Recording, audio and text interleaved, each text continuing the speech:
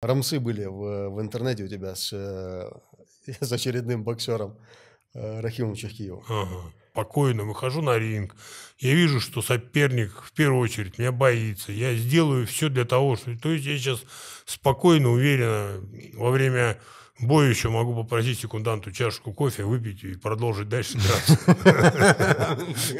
Если я раньше мог только бороться, то сейчас я умею еще и бить. Мага Исма, есть такой человек, которого ты очень сильно любишь. Сегодня даже посвятил ему пост. Ну, что Мага сделал? Все, что он и умеет делать. Прыгнуть в ноги и лежать, возиться. Больше он ничего не смог сделать. Кстати говоря, НФЛ не продолжил тебе еще ничего? Вот жду. Да, и зайдешь в следующий раз там, потирая. Зависит от того, какой исход будет. Не потирая, поглаживая. Я сам.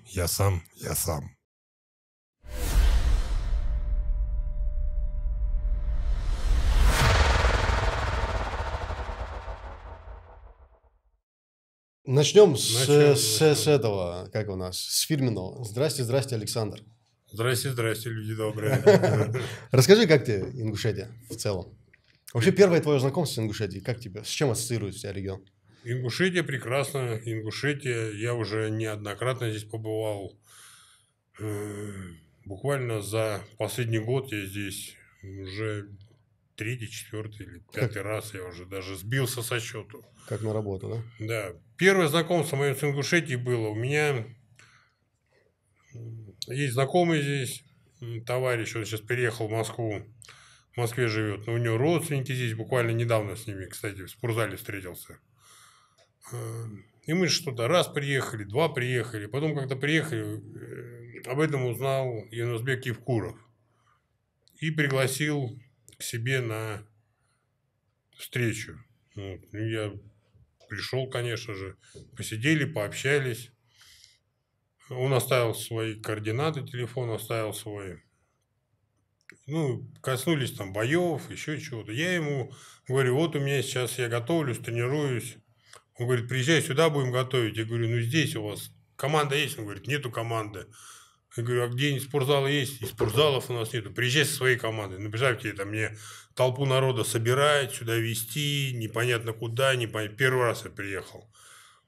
Я ему говорю, ну, хорошо, буду иметь в виду. И потом приехал, тренер говорит, у нас сбор в Кисловодске будет проходить. Все уже подготовлено, бойцы, спарринги, все. И я Юнусбеку Бамангиревичу звоню и говорю, мы готовимся в Кисловодске, такого-то числа у меня бой. Если у вас есть возможность, я вас приглашаю, приезжайте. Он такой, все, говорит, я приеду, если никаких дел не будет, которые бы мне помешали. И в преддверии боя я ему набрал, он говорит, хорошо, я приезжаю. Это какой год? 2000, я не знаю, 6, ну, раньше, чем 2007, я не помню уже точно, у меня, я не живу датами и событиями. Это, скорее всего, было после 2007, потому что он как раз и главой был. Может быть, я не помню уже, точно, у меня вот так вот. Это как раз, наверное... Не цепляюсь за события, не цепляюсь, знаешь, вот за даты, у меня каждый день какое-то событие, дата. И он приехал, посмотрел бои, ему понравилось. Мы потом сели, покушали, он говорит, я хочу такой же турнир организовать у себя в республике. Говорит, подерешься, если я организую? Я говорю, конечно. И он организовал первый турнир, как раз вот он назывался «Битва в горах». M1 Challenge. Да. Там, правда, условия были спартанские. Ну, там, во-первых, ветрено, я не знаю. Нет, дело не в ветрености было. Дело в том, что там перед боем, когда проходили адаптацию, там, то, что там, по-моему, Среднегорье, акклиматизацию нужно пройти. Вот, я приехал за месяц или за 2 недели, я уже не помню. И привыкал к акклиматизации. Потом, когда был бой, мы ехали очень долго. И когда приехали, смотрю, я говорю, а где бойцы-то будут размещаться? Смотрю, везде одни палатки. Да. Я говорю, в палатках? Я говорю, как в палатке? Говорит, ну так в палатке. А еще жарко, солнце печет, зашел, а там палатка, у тебя самая лучшая палатка. Там еще брезент толстый. Синяя палатка у тебя, да? Я не помню. Ну и, короче, вот. Просидели в палатке, дождались боя, выступили, и он после этого пригласил меня к себе за то, что... после этого он сказал, очень понравилось, там еще какая была ситуация, там когда люди ехали, там пропускной пункт стоит. Да. По приблизительным данным было там, 1005, там, на 5, это они так думали, что съедется, на 15 или там 10 тысячах, они уже перекрыли шлагбаум, и все пошли через горы, обходными путями, тропами. И приблизительно там 20-25 человек собралось. И он когда увидел, что такое внимание, он говорит, я учреждаю себя, это будет ежегодное событие, открыли школы, он меня сделал почетным гражданином Ингушетии, то, что я такой вклад внес. И после этого зародились смешанные единоборства у вас в республике. Ты знаешь, что осталось теперь от этого ринга, который на тот момент был? Ты вообще... Он сохранился? Руины остались, да. Там коровы бывают туда-сюда. Это не ринг, это там, я даже знаю людей, которые ездили туда составляют. Дело в том, что там не то, что осталось, а то, что осталось после этого ринга, то, что вы видите сейчас. Не в горах, не в горы надо смотреть, а то, что вокруг. Почти в каждом доме, везде бойцы, много залов, много молодежи занимаются, все знают, у всех бои. И я узнал совсем не так давно, что сейчас у вас тоже организовалась такая версия лига, НФЛ называется. И они вроде бы провели как раз-таки первый турнир. Мы попозже об этом поговорим. Есть там вопрос один. В те года первый раз проложили дорогу из горного щебня желтого. В те года, по-моему, там уже асфальт был, нет? Не было асфальта. По грейдеру ехали. Не было. Я помню, когда мы ехали на этот турнир. Нет, это было в самом начале, да. Евкуров потом только сообразил. Асфальта не было, да. Поэтому я примерно представляю. Был бардак. Был бардак. И бардак продолжился в палатках, да? Вживую Монсона увидел. Он тоже там участвовал. Ассоциация. В итоге у тебя ассоциация, получается, это бои, или же я имел в виду больше, знаешь, про людей, может быть. Там, про людей. Национальная кухня, может быть. Нет, это вопрос был первый задан, какие впечатления, как я попал сюда. Да, я рассказал, с чего началось. И все, и дальше я продолжил общаться, ездить, поддерживать отношения. У меня очень много знакомых в Ингушетии. Есть друзья, к которым я могу обратиться и знаю, что они не откажут мне, помогут, возьмут в любое время, поддержат, протянут руку и по возможности станут рядом с любой ситуацией, какой бы я ни попал, что бы ни случилось. Особенно интересно, в горной части же вы побывали, сооружение ингушской. Какие впечатления? Впечатления? На самом деле, это очень хорошо, что сохранились памятники такие в виде этих домов. Заходя туда, я очень много там ходил, мне на одну экскурсию, на другую экскурсию, города, как это было, я там всю историю эту. И делать нечего. И на экскурсию поедешь, да, поехали на экскурсию. И заходишь, они рассказывают. Первый этаж, там, скот жил, второй этаж припасы, третий этаж. Да, это в зависимости от того, какая башня. И я просто смотришь это и не понимаешь, как так молодцы, строили, когда... Я говорю, а почему башни-то такие? Неудобно же тут строить. Такое специально делали, потому что, да, безопасность. Наверх же забирали, замуровывали. Я даже знаю эту историю, когда Чингисхан со своим войском зашел в ущелье, да. Они просто окружали башню, там замуровывались бойцы. Поднатаскали? Не поднатаскали, я просто знаю. Замуровывали вход и сверху. И он, когда понял, что он больше потеряет, нежели чем возьмет здесь, он развернул свое войско и говорит, не, мы через эту местность не пойдем, через это ущелье. Развернул и ушел. По поводу знакомства с ингушами, я думал, это будет немного более раннее, то, что я сейчас назову. Помнишь ли ты свое первое боксерское выступление? Да. Это 2000, сколько это, 15 лет назад, 9-й год. Помню. Помнишь? С кем дрался, помнишь? Хизир Плиев? Хизир Плиев, да. Я был на этом бою, я тогда был студентом. И я даже свой флаг выбросил, у него на спине мой флаг был, у Хизира. Это же профессиональный уже, не выставочный, это профессиональный бой. Да. У него это был, по-моему, второй бой, у тебя был дебют, если я не ошибаюсь. У меня вообще был дебют в боксе. Да, дебют в боксе, я и говорю. Да, и по любительному, по профессионалу. Это у меня человек, который организовал этот турнир, он меня пригласил как вип-гостя туда. Я говорю, ну, вроде ничего нету. Говорю, хорошо, я приду. И прям буквально за дней 7-5 мне до турнира говорит, у нас срывается главный бой, на который, ну, в принципе, весь народ и сойдется. Говорит, у нас нету бойца, мы найти не можем. Говорит, можешь нас выручить и выступить? И я без задней мысли. У меня вообще другой план был тренировок, другой настрой, другой это. Я никогда не боксировал, я не боксер. Я говорю, да, ну, подержу, побоксирую. Просто я вышел туда и, не зная бокса, не умея боксировать, отбоксировал как Исход-то смог. помнишь? Ничьи вроде дали. Ничего. Ну, когда я болел, Так дело в том, что я признаюсь, я был недоволен этим решением, какие же публика. Нет, там дело в том, что Хизир Плиев, это я потом уже узнал, он по любителям хорошо выступал, Да. хорошо боксировал. Он И по чемпион кикбоксингу, и мира, по боксу. кикбоксер, да, Да, то да, есть да. он ударник, это его стихия была. По-моему, после этого он еще один раз подрался, и больше не было. Не Потом, знаю, куда он не вернулся. отслеживал его Но спортивную он же тоже карьеру. такой высокий, здоровый Да. парень, метр 92, по-моему. У тебя какой рост? 1,90 м, 5 короче, пусть будет, да, такой да. же, как у Хизера. Ну, поэтому я говорю, что первое знакомство, я думал, с ингушами у тебя было именно на том бою, оказывается, это немного еще ранее у тебя с M1 Challenge. Есть еще один момент. 4 года назад рамсы были в интернете у тебя с очередным боксером Рахимом Чехиевым. Ага.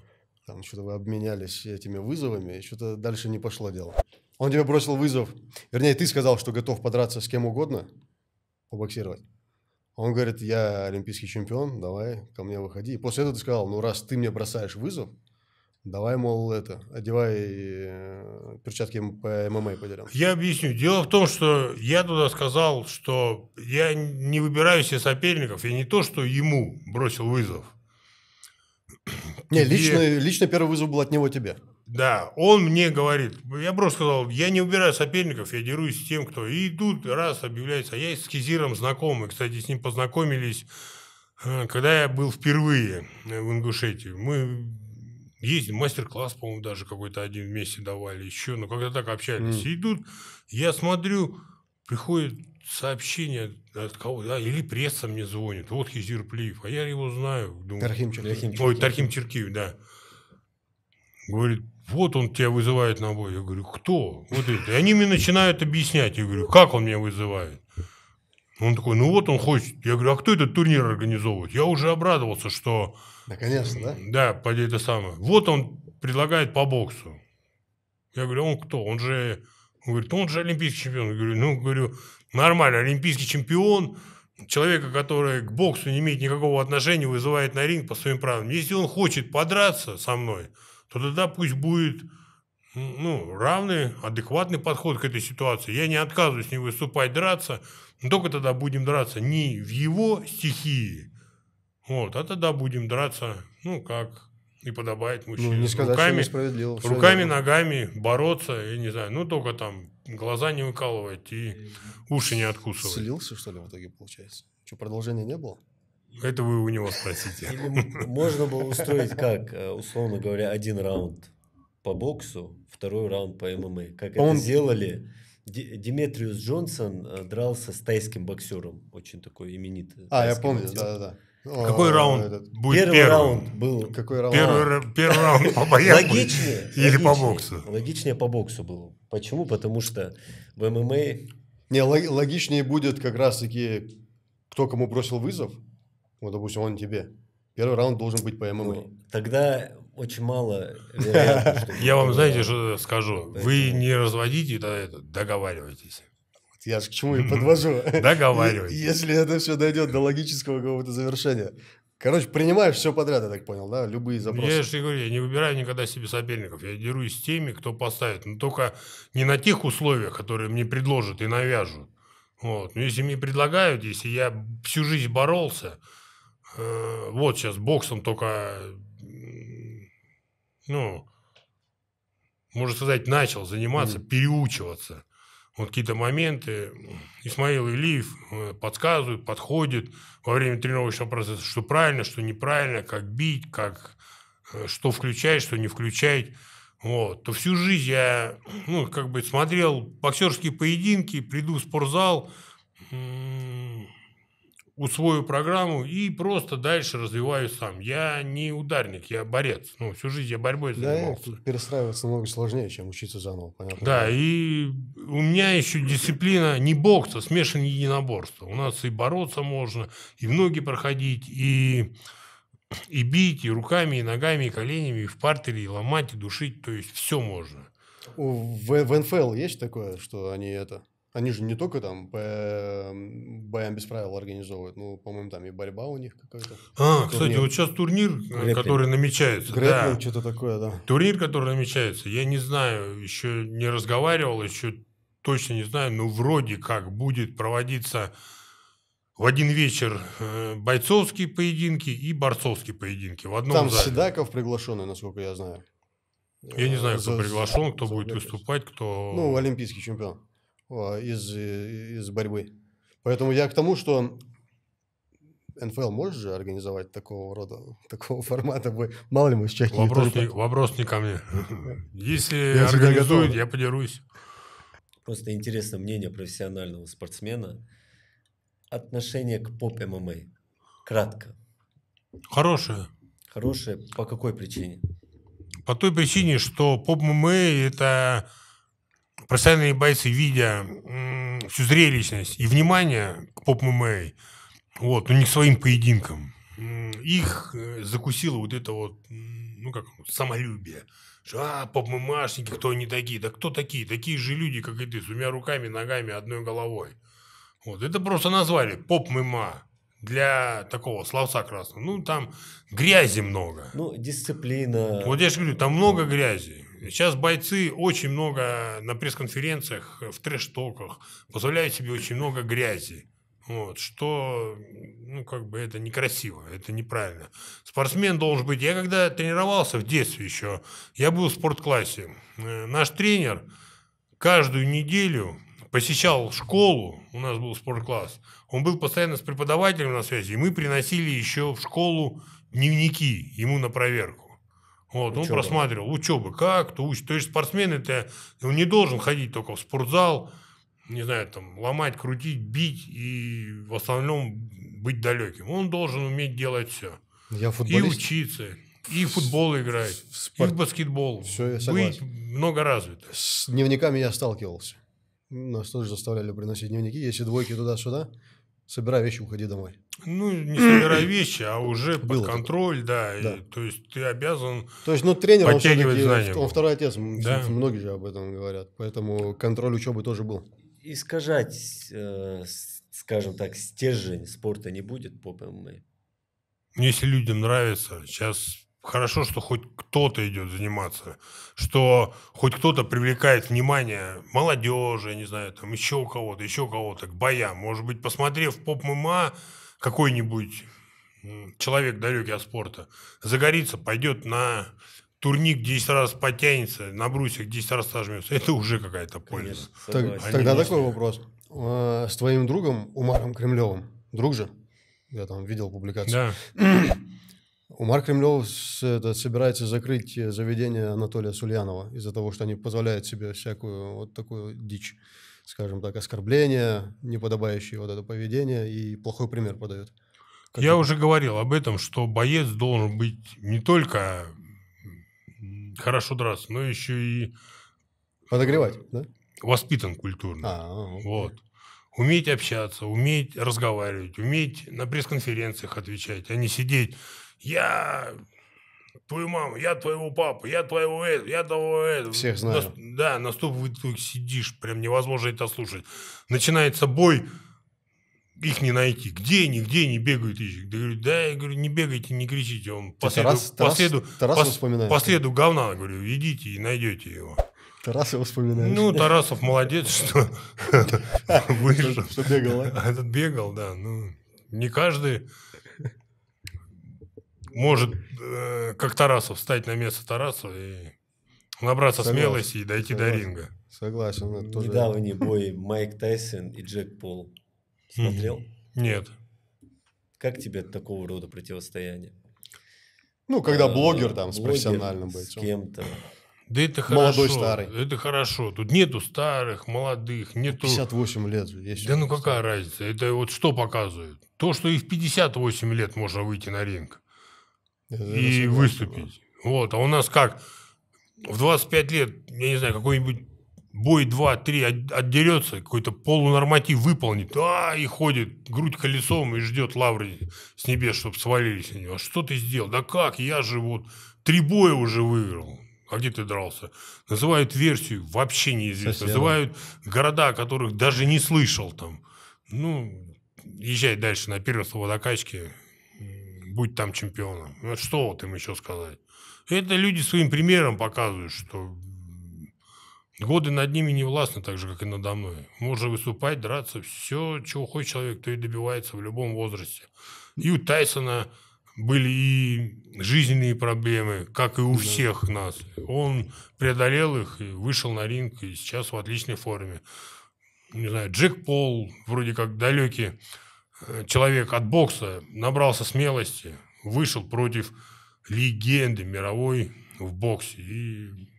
Ну, это не первый, это уже который. Ну и да, и это... Дело в том, что, знаешь, что вот многие, вот я как говорил, вот поп-мыма, они просто своим примером, вот Джек Пол, он показывает, что вот он типа поп-мыма. Если его отнести, то этот бой, с ваших слов, можно уже относить не к профессиональным боям, а к боям поп-мыма. Ну какой поп-мыма? Этот поп-мымашник выйдет, он, я не знаю, любого профессионала причешет на ринге. Мне кажется, Кокляев хотел сделать то же самое, что Джек Пол, у него это не получилось. Нет, с Кокляевым там совершенно другая история. Там полеты уже были. Там дело в том, что я тебе хочу сказать, что Кокляев самый сильный человек у нас в России. И человек просто... Некогда. Когда-то. Сейчас-то, наверное. Не, да. в то время там. И вот он жил в этих, что он самый сильный, он машину подымет, он поезд двинет, он то, все. Че мне там поймать Емельяненко и порвать его на части? Легко.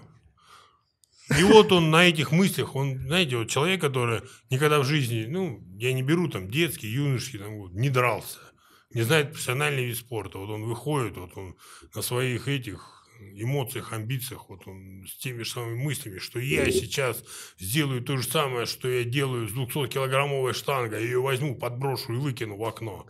А здесь не получилось у него. Честно ответь на вопрос, всегда было интересно.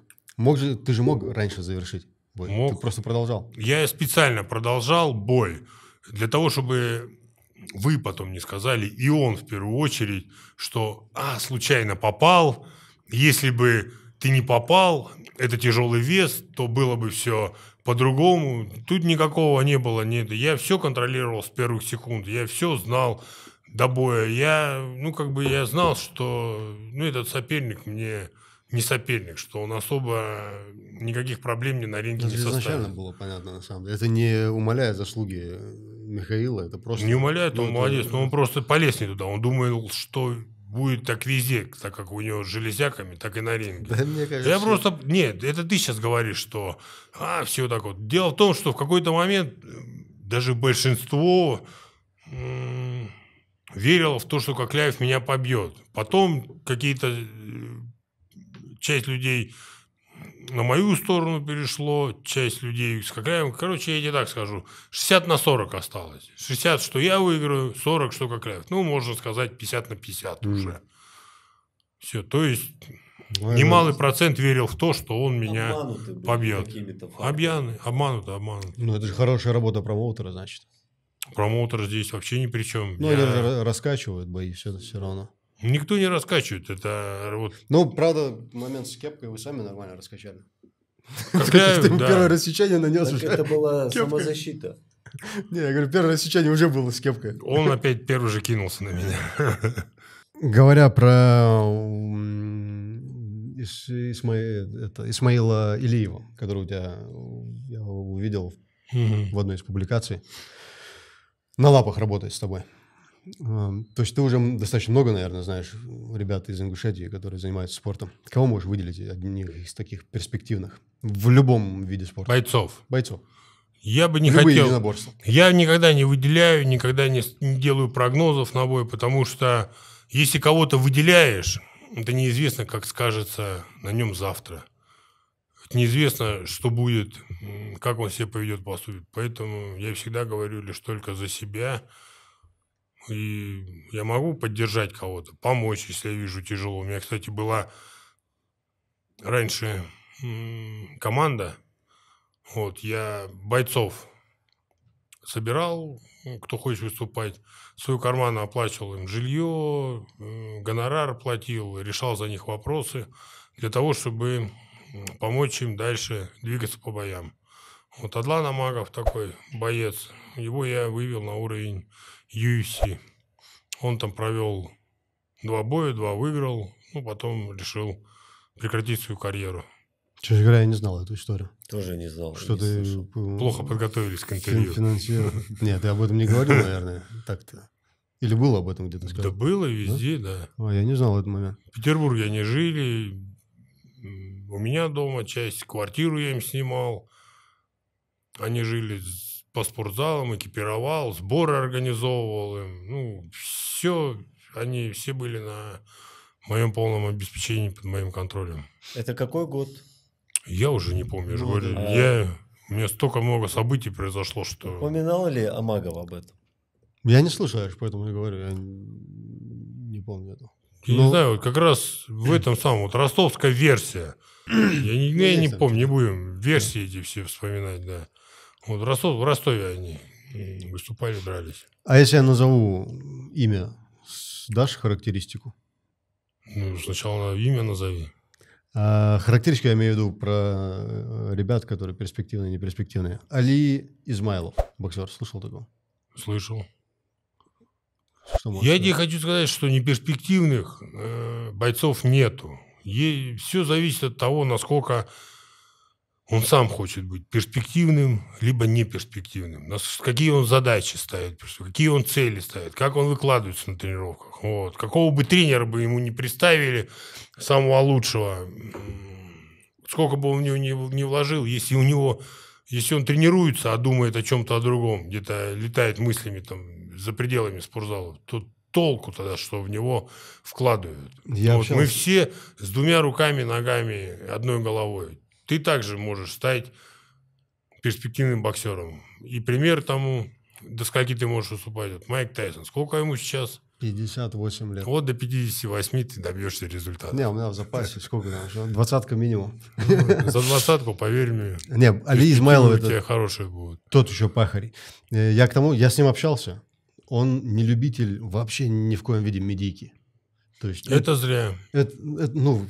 Если говорить реально, это же невозможно выйти куда-то далеко в свет, если ты там, где-то там в конференциях не участвуешь, где-то там на подкасты не ходишь. Это часть его работы. Он должен понимать, вот и вы должны ему это осознавать и донести, что это он делает не для себя, а для того, что 1000 людей увидят, может быть, пропустят, но один из этой 1000 посмотрит и пойдет сделает то же самое, что сделал он, что начнет заниматься спортом. Уже какой-то вклад этим интервью он внес. Не надо на всех смотреть. Он не солнце, всех не обогреет. Вот. Обращаясь ко всем нашим зрителям, пускай они подпишутся на Али Измайлова и посмотрят, как... это самый красивый бокс, который я когда-либо видел. Не Майк Тайсон, не Холлифилд, тем более не деревянный Кличко. Не знаю, можно ли так говорить? Деревянный.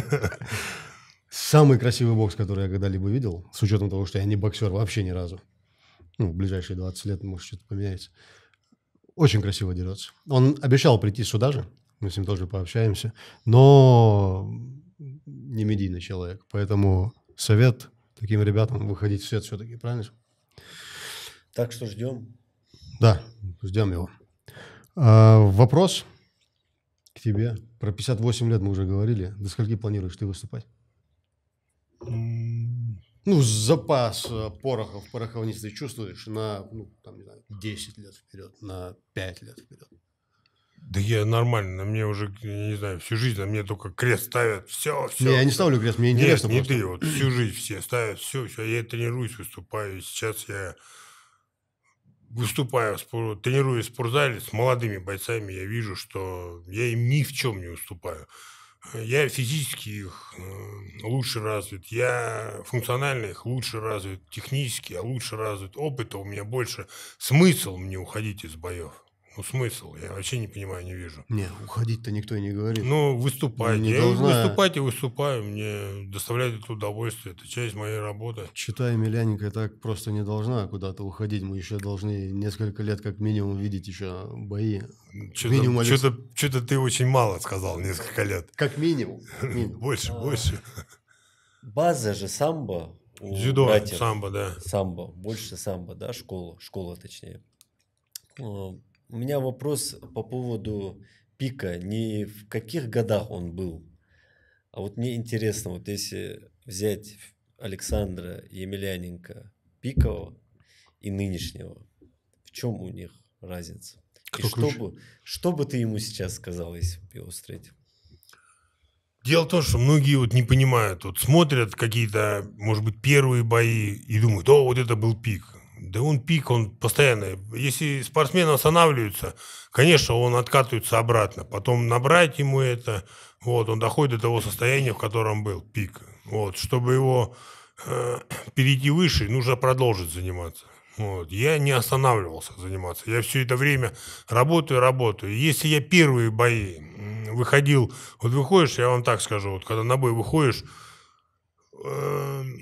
не понимаешь, что, знаете, вот есть такой предсоревновательный мандраж, есть бойцовский мандраж, вот что делать, как делать, вот налетаешь с градом ударов, а с каким градом ударов не даешь понятия что-то, да, то сейчас я хладнокровно, четко, спокойно выхожу на ринг, я вижу, что соперник в первую очередь меня боится, я сделаю все для того, что, то есть я сейчас спокойно, уверенно во время боя еще могу попросить секунданту чашку кофе выпить и продолжить дальше драться.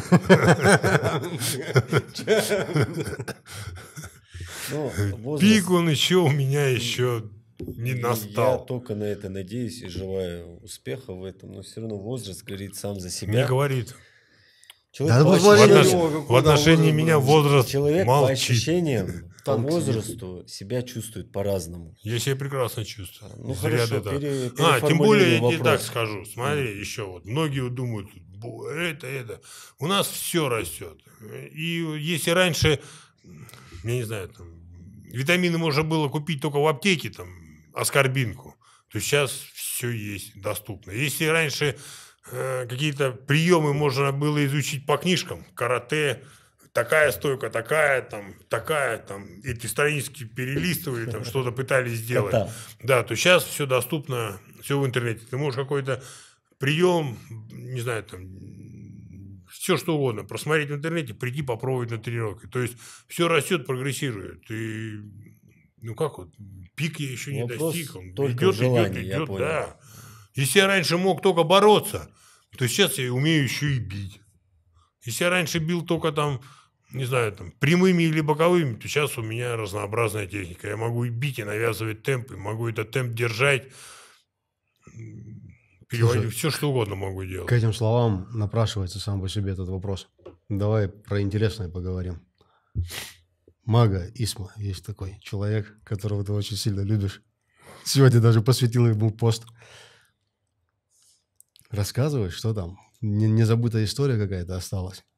Незабытая история. Бросил ты ему вызов. Дело в том, что Мага тоже готовился, рассказывал там в интернете сказки, что он будет драться со мной, боксировать. Этот бой тоже, как случилось, его очень много времени, полгода, по-моему, переносили там ввиду обстоятельств всяких разных, я не помню уже точно них. Вот. И постоянно держишь себя в этом пике. И, ну, что Мага сделал? Все, что он и умеет делать. Прыгнуть в ноги и лежать, возиться. Больше он ничего не смог сделать. Остановили этот бой из-за рассечений. Все. Он не нокаутировал меня, он не болевым удушающим. Просто из засечки остановили бой.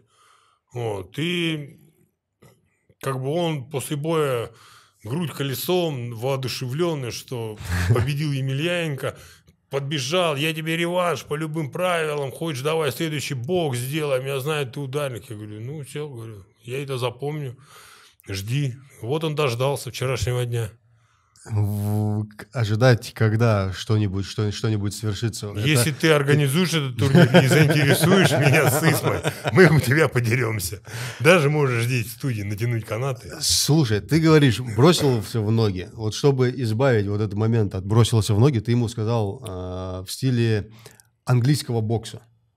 Вот я загуглил все, что я мог, ну, не то, что все, что мог. Одной из главных особенностей, то, что было раньше, во всяком случае, по правилам английского бокса, это неограниченное количество раундов, либо один раунд и до талого дерешься. В каком формате ты я тебе объясню. Бокс вообще бокс зародился в Англии. Вот и все. Просто сейчас он...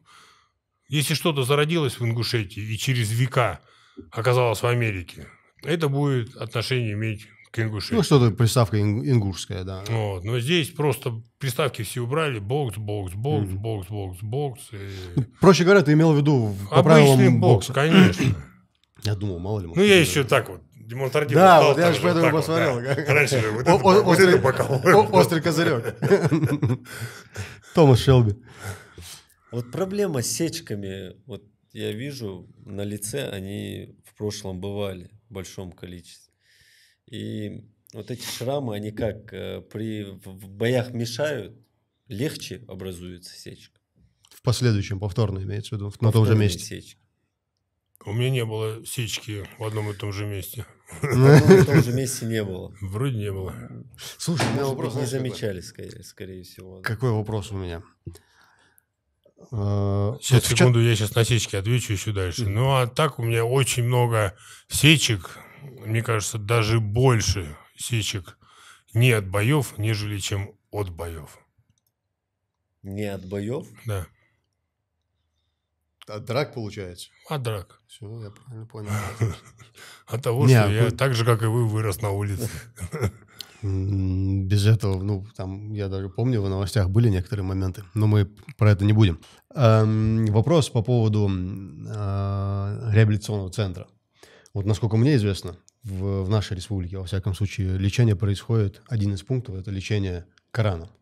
В твоем случае, чем оно заменено, если заменено? Библией. Библией. В интервью в 2019 году ты говорил, что часто читаешь, включенные у тебя на iPad, проповеди христианские, литература христианская. Слушал ли ты читал ли исламскую литературу и слушал ли исламские проповеди? И вообще, какое впечатление, если да?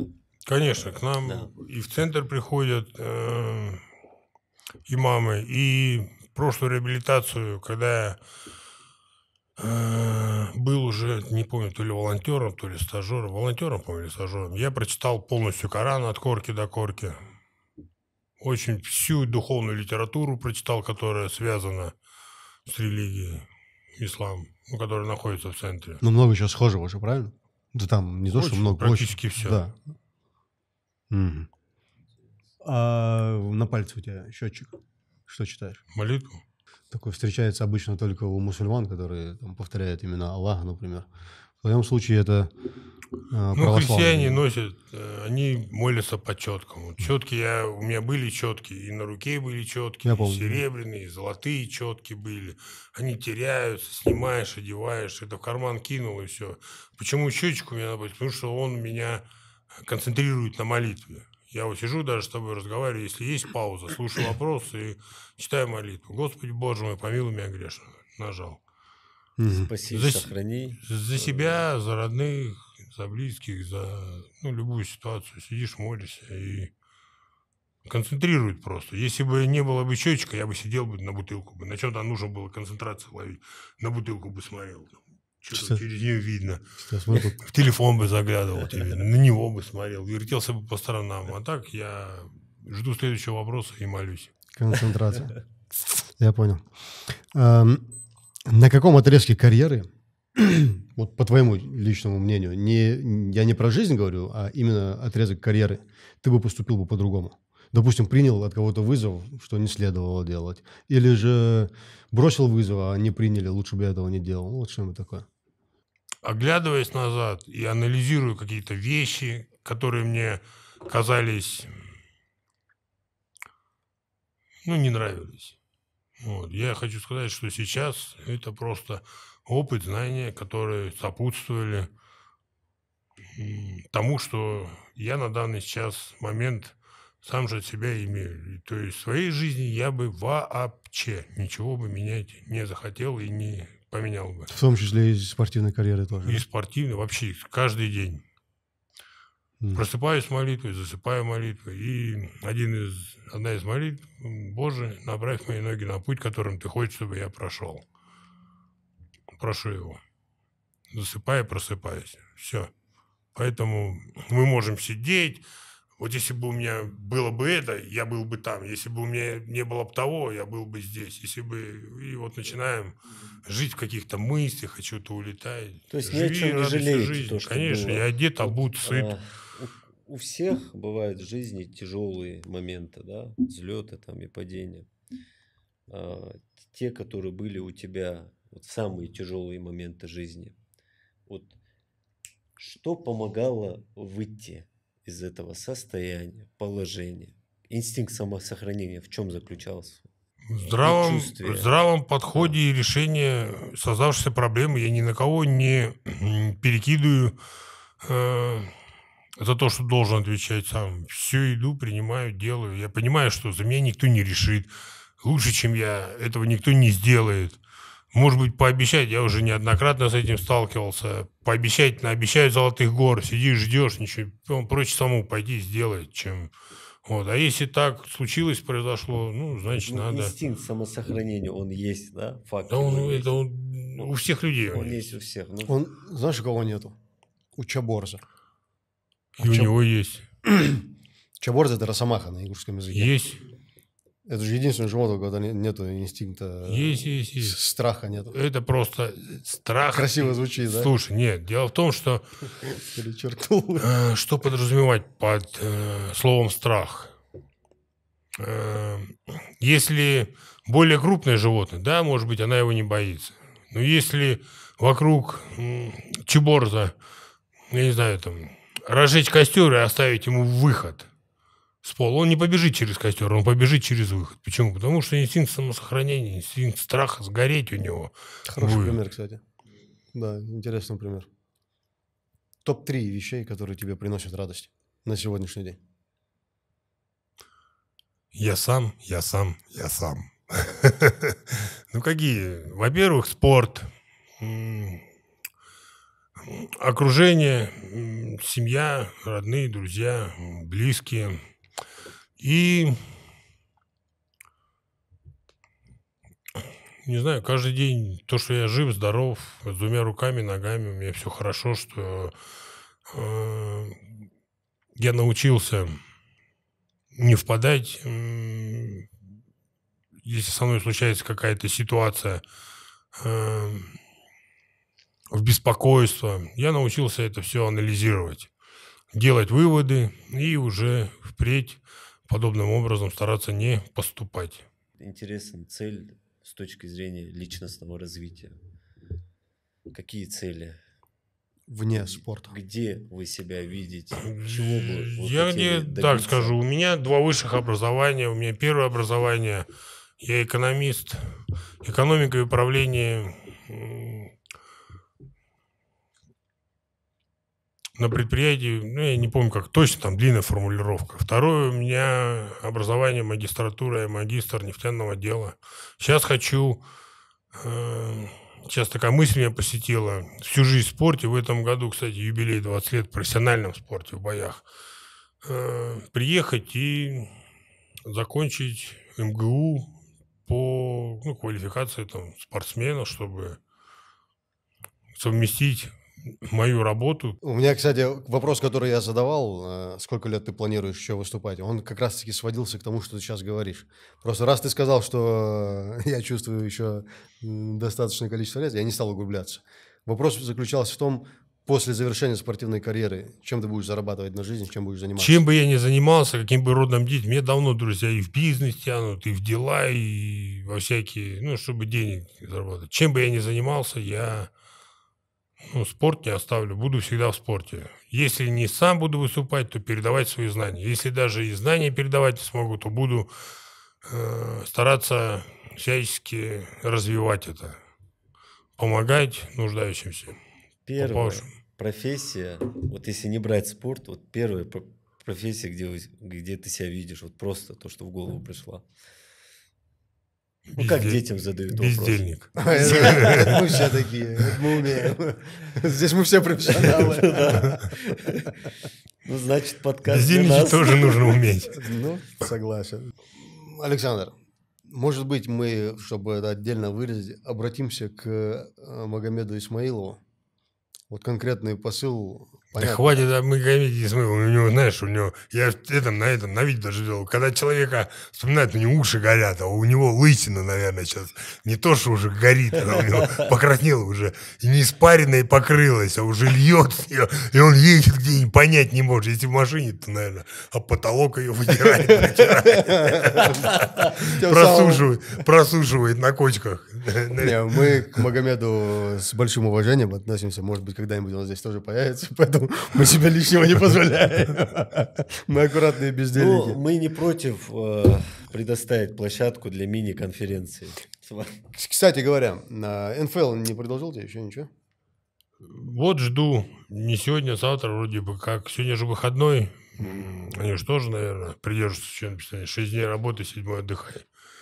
Слушай, мы уже накинули как минимум один вариант и чуть-чуть подогрели второй вариант с Рахимом Чахкиевым. Поэтому я не знаю, может быть... И тот, и другой по вот боксу на неделе, я думаю, они какой-то ответ скажут.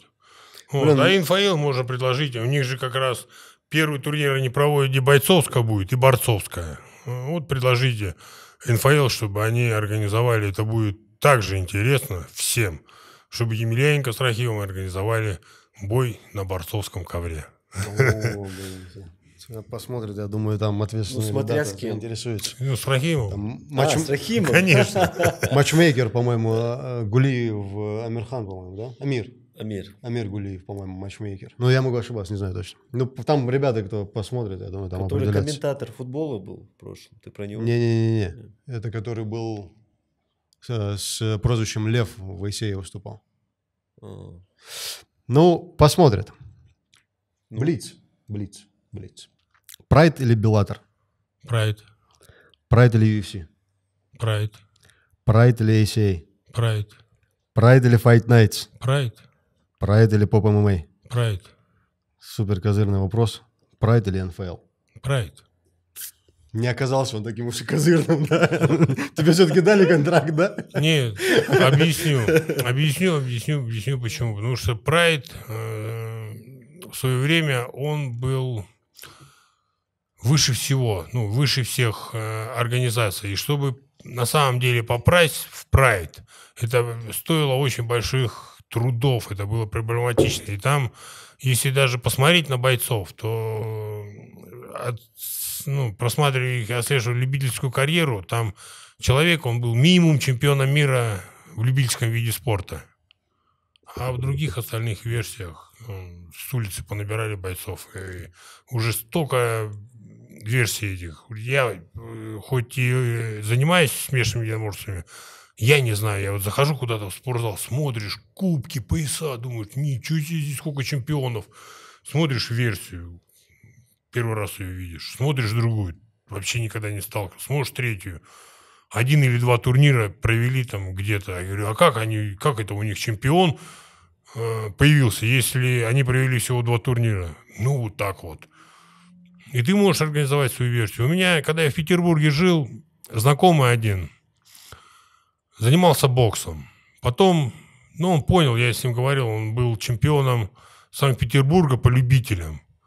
третьим, не чемпионом, а третьим был на чемпионате Санкт-Петербурга, третье место он занял. Потом перешел в профики. Занимался, выступал. Я говорю, зачем тебе бокс? Ну, по профикам у тебя ты не тренируешься, у тебя другое там направление сейчас тебя затягивает. Говорю, ну, приходишь, что тебя в паре со мной ставят, мне как-то даже жалко тебя бить. Он что сделал? Козырная твоя фраза, мне жалко тебя бить. Он что сделал? Он взял, создал свою версию. Назвал ее как-то так же красочно, красиво. Собрал, снял небольшое помещение, собрал там всех друзей. Сколько там, я не знаю, человек 100, 150, там 200 было. Сделал пояс там чуть ли там не из золота, с бриллиантами и рубинами. Привез себе бойца какого-то с Казахстана. Нокаутировал его во втором раунде. Стал чемпионом. Его сделали чемпионом мира, и все, и эта версия закрылась. Чемпион мира. Хитрый ход. А история-то помнит, да, что это чемпион мира, везде уже будут А писать? уже никто не помнит. А вот ты кто? Это чемпион мира. Да ладно, да. Чаборс хорошая идея. Короче говоря, лигу Чаборс организовываем, тем более название подходящее. Все-таки решили, что там у всех есть страх, но самое бесстрашное — это Чаборс. Организовываем первый бой, я не знаю, с кем-нибудь. Сразу за пояс. Сразу за пояс. Противник не вышел, забрал. Наш подкаст, в принципе, он закончен. Подождите. Где каверзные вопросы, где философские вопросы? Блин, ну, Что-то вы пропустили. сейчас застал Ребят, врасплох, да? Называется шах и мат. Шах и мат. Александр Емельяненко в гостях на Чаборс ТВ. Версия 2 никто не отменял, поэтому провести бой с Магой Исмаиловым. Экшен версию. Да, и этот. Зайдешь в следующий раз там, потирая. Зависит от того, какой исход будет. Не потеряй, поглаживая. Поглаживаю.